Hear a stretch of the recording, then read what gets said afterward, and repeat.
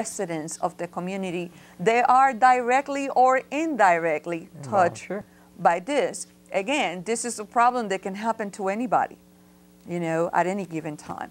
So things that we need land, we need properties, we need mobile homes, we could use FEMA. Trailers. Yes, anything that would allow us to provide human habitation to break this. The number one thing that we need right now is a grant writer. We have spoken with several, but it's not moving as fluently as we need to. There is some funding available to help us not only lift up the program, but run it effectively across the board.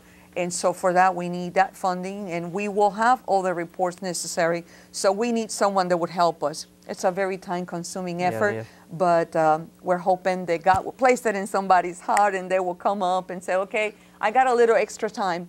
You provide us all the information. I already got the business plan established and all the data, so it shouldn't be too hard. So we need a grant writer. We need land, properties. I need a van.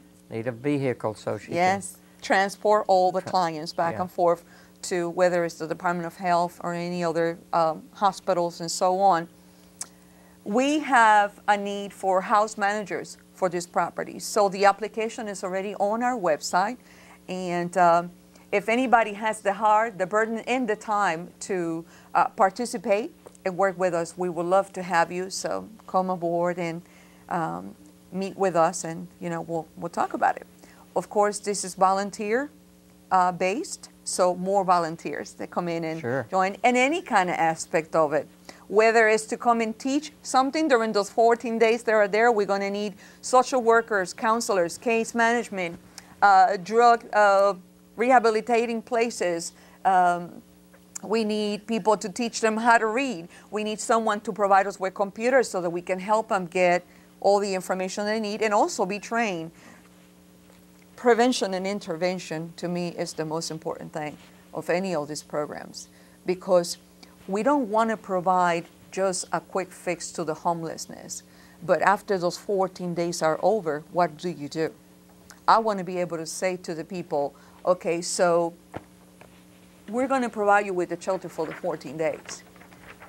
But when that's done, what do you want to do with your life? Where are your children? Are you married? Do you want to go back to school?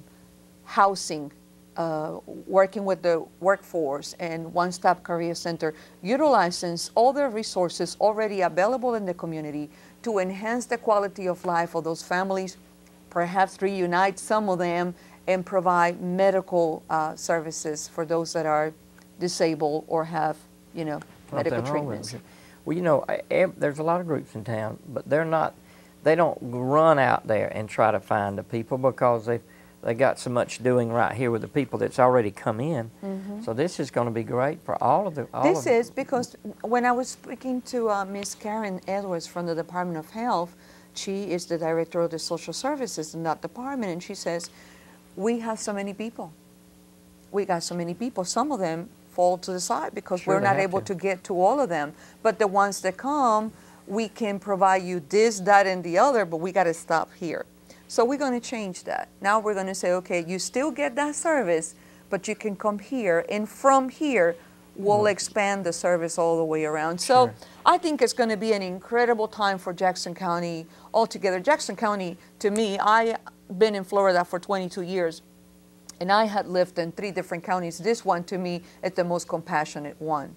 And so I'm looking forward to be a part of what's going to be taking place. There is so many things taking place every day in our county, and it's growing, it's increasing, it's expanding in so many different areas. Now, hopefully, we'll be able to put a little bit towards something that is a heartbreaking issue for a lot of us. How's the community going to know where we stand? How are you going to give them reports? They need to join, so you can send them emails or whatever you need to do. I created the website. I'm working on the website right now, but we're going to have a newsletter for the community because it is a community project. We're also going to do as much media as necessary, and the agencies that are working with us and collaborating with us will have access to that. Sure. So that others will have, be able to reach all the statistics as we acquire all the data information and other ways for them to participate.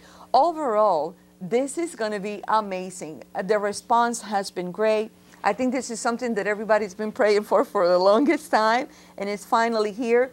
Not to take away from anybody else doing their services. Sure. We just want to join Coordinate forces. the services we Yeah, can join do. forces with them. Well, let me see. Being the educator that I am, I must recap what we have said here. It's the Jackson County Community Emergency Shelter, shelters maybe, and it's just on ground level.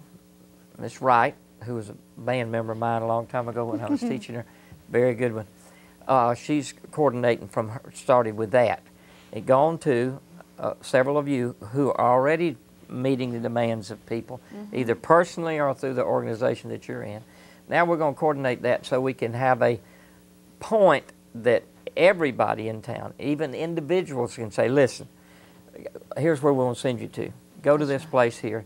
They'll feed and house you and let you figure out what you need to be doing.